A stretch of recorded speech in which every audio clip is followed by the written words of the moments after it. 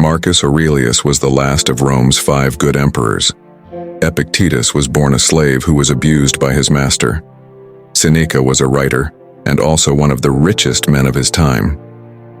These 3 completely different people lived 3 completely different lives, but they still had one common habit: keeping a diary. Epictetus told his students that philosophy was something they should write down day after day. Sineka liked to write a diary in the evenings. Marcus Aurelius took notes in his imperial tent during military campaigns. And for each of them, such a habit was much more than letters on papyrus. In some sense, is the practice of journaling inseparable from the philosophy of Stoicism? Preparing for the day ahead, reflecting on the past, reminding ourselves of the wisdom we have learned from our teachers. It is not enough to simply hear these lessons once. Instead, the boner practices them over and over again, and most importantly, writes them down and feels them flow through his fingers. In this video, I will share with you my many years of experience in keeping a diary, and also tell you what the most famous representatives of the philosophy of Stoicism said about this practice. All I can do is wish you a pleasant viewing. Go. Ryan Holiday wrote a wonderful phrase: "The feeling with which you wake up early in the morning, when your mind is fresh and not yet polluted by the noises of the outside world, is the territory that needs to be protected. Don't let someone else's invasion knock you out of there." My most important rule in the morning is no phone. Instead of barely opening my eyes, checking my email, social networks, and YouTube comments, I go for a short walk, after which I return home and start working on my diaries. Marcus Aurelius said, "Why just push away and erase all kinds of annoying or inappropriate thoughts and immediately find yourself in silence?" This is exactly the function that my first diary performs. For 10-15 minutes, I write down absolutely everything that comes to my mind.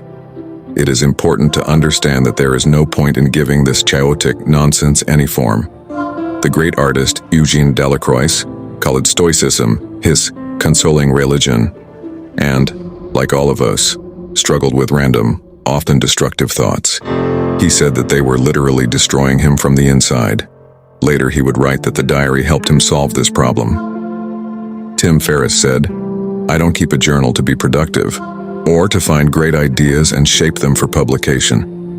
These pages are not intended for anyone but me.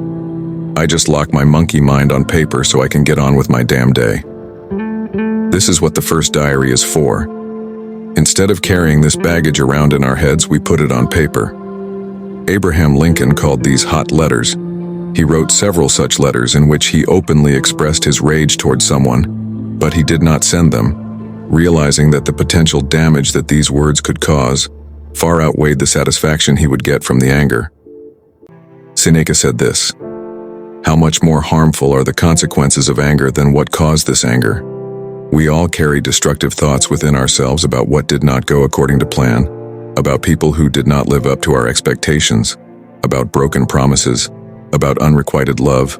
All this accumulates and devours us from the inside. But the diary can become our guide, which will allow us to throw all this garbage out." Anne Frank, the little girl whose writings influenced thinking about World War II, once said, "Paper is much more patient than men." Having finished with the first diary, I begin the second. I write one wise quote in it every day. This is an ideal place to start since everyone has enough time and willpower to write 1 or 2 sentences. Therefore, you should not immediately set yourself goals in the spirit of write 5 A4 sheets or dedicate 2 hours to this practice. James Clear said that any new habit should take no more than 2 minutes, and journaling 1 quote is a great catalyst for building it. Write down quotes that truly inspire you. Marcus Aurelius began every morning with a diary. He wrote, "In the morning I should tell myself, today I will have to face people who are intrusive, ungrateful, arrogant, insidious, envious, and unfriendly. These properties stem from their ignorance of good and evil. They cannot involve me in anything shameful, but I cannot be angry or hate those who are related to me. A healthy mind must be prepared for all kinds of events." Who knows what kind of emperor, what kind of person Mark would have been without this preparation?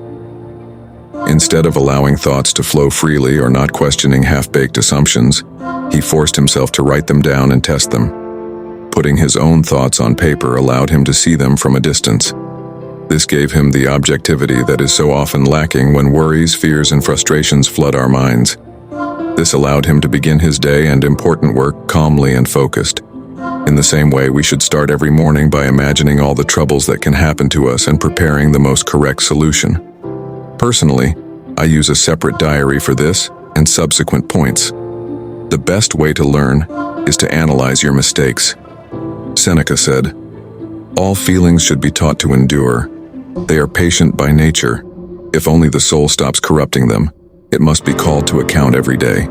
This is exactly what Satian's teacher did. Having completed the day's work and retired to sleep at night, he asked his spirit, "What ailment have you been cured of today?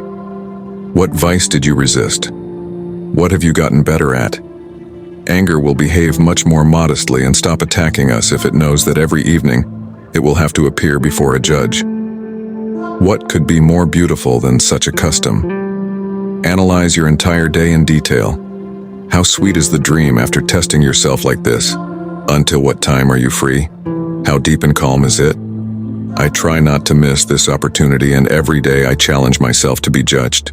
When the light goes out and ceases to entertain when my wife, who already knows about this custom of mine, falls silent, I meticulously analyze my whole day, weighing every word and deed. I don't hide anything from myself. I don't bypass anything. In fact, why should I be afraid of my mistakes if I can tell myself, "Look, don't do this in the future, now I forgive you"? You got too excited in this argument. Don't you dare associate with ignoramuses in the future. He who has never learned anything does not want to learn anything. You warned about this correctly, but in an overly free tone, and instead of correcting, you offended the person. For the future, look not only at whether you are telling the truth, but also at the person you are speaking to, whether he can tolerate the truth. A good person rejoices at a warning, but another, the worse it gets, the more angry he gets at those trying to correct him. Epictetus also spoke about this. Knowing your flaws is the first step to health. Ask yourself, did I accomplish my goals? What could I have done better? Did I learn anything that will help me tomorrow? Did I treat those close to me with love and care? 2,000 years after Mark Aurelius made journaling a spiritual practice, Harvard University. Researchers conducted a study that found that people who analyzed their day were as much as 25% more productive. Researchers have concluded that reflection is a powerful tool for learning. The American scientist John Dewey uttered brilliant words. "We do not learn from experience, we learn by analyzing experience. So every evening, check how your day went." I hope today's video gives you not only food for thought, but also a stimulus to action.